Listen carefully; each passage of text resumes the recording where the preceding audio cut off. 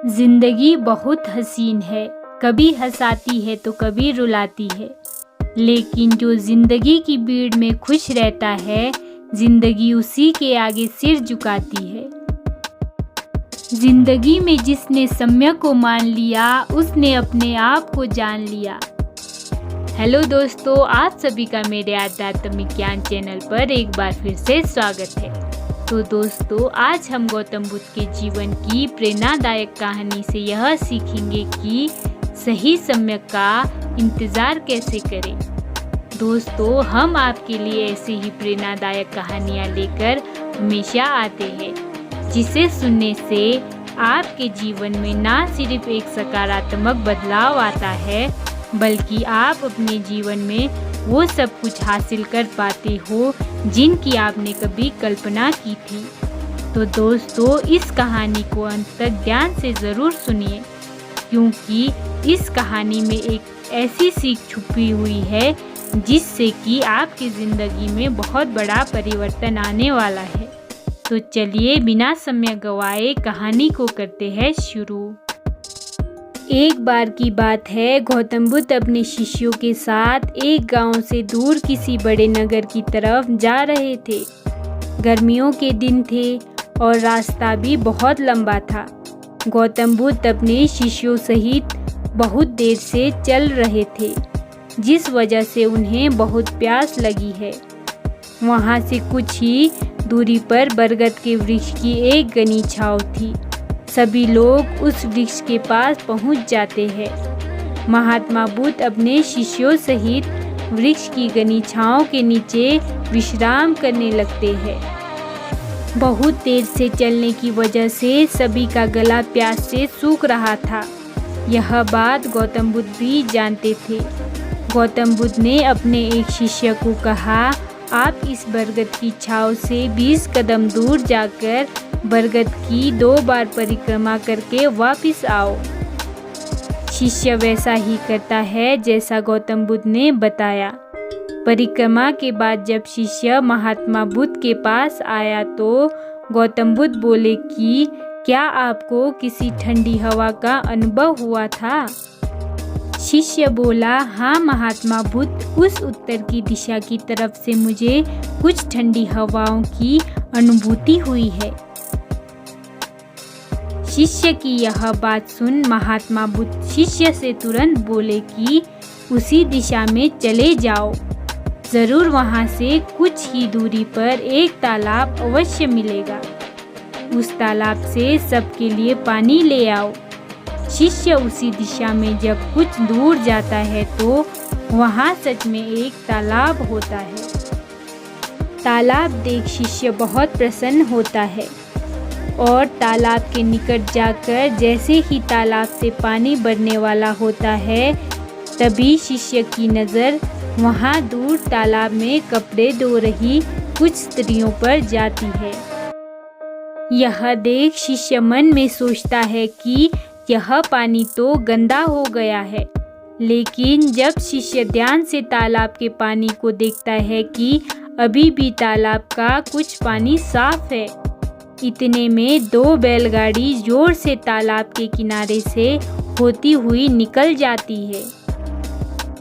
बैलगाड़ी के पहिए तालाब की मिट्टी के ऊपर इतनी जोर से निकलते हैं कि तालाब के नीचे बैठी बहुत सारी मिट्टी तालाब के ऊपर आ जाती है, जिस वजह से तालाब का बचा हुआ पानी भी गंदा हो जाता है। यह देख शिष्य बिना पानी लिए क्रोध से महात्मा बुद्ध के पास वापस चला जाता है। शिष्य बड़े ही निराशा भाव से महात्मा बुद्ध को सब बात बताता है।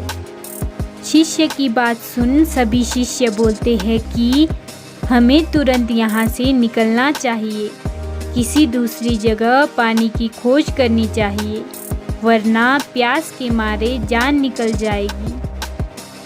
इधर महात्मा बुद्ध सभी को शांत होने के लिए कहते हैं और बोलते हैं कि धीरज रखो, कुछ देर यहाँ बैठो, उचित समय आने तक संयम बनाए रखो। सभी गौतम बुद्ध की बात सुनकर शांत हो जाते हैं और वहीं बैठ जाते हैं। कुछ समय बीत जाने के बाद महात्मा बुद्ध फिर से अपने शिष्य को उसी तालाब से पानी लाने के लिए कहते हैं। शिष्य बिना कोई सवाल किए उसी तालाब से पानी लाने के लिए फिर से चला जाता है। तालाब की हालत देख शिष्य को यकीन नहीं होता। तालाब का पानी पूरी तरह से साफ होता है। यह देख शिष्य बहुत खुश होता है और पानी भरकर महात्मा बुद्ध के पास जाता है। सभी पानी पीकर अपनी प्यास बुझाते हैं। लेकिन अभी भी सबके मन में ये सवाल था कि आखिर यह चमत्कार हुआ कैसे। तालाब का सब पानी तो गंदा था। उन्हें लगा कि ज़रूर यह गौतम बुद्ध की शक्ति है। इनमें से एक शिष्य ने यह सवाल महात्मा बुद्ध से पूछ ही लिया कि यह चमत्कार आपने कैसे किया। शिष्य को जवाब देते हुए महात्मा बुद्ध बोले कि यह कोई चमत्कार नहीं, यह आपके सब्र का फल है। यह फल है आपके सब्र बनाए रखते हुए उचित समय के इंतज़ार का। जितनी देर हम सब लोगों ने सब्र किया उतनी देर तक तालाब के पानी के ऊपर तैर रहे सभी गंदे तत्व और मिट्टी तालाब के पानी के नीचे बैठ रहे थे। फिर कुछ देर बाद शिष्य जब वहां तालाब के पास पहुंचा तब तक सब दूषित कण नीचे बैठ चुके थे, जिस वजह से तालाब का पानी पहले की तरह साफ हो चुका था तथा तालाब साफ दिखाई दे रहा था। यदि उस समय आप लोगों ने सब्र ना किया होता, धैर्य ना रखा होता तो आप सब इतनी गर्मी में पानी की खोज में प्यासे रहकर शायद अब तक मृत्यु को प्राप्त हो गए होते। क्योंकि यहाँ से अलग कोई तालाब है या नहीं, और होगा भी तो क्या उसका पानी साफ होगा या नहीं, इन सब कारणों से आप कभी प्यास ना बुझा पाते और प्यास से मर जाते।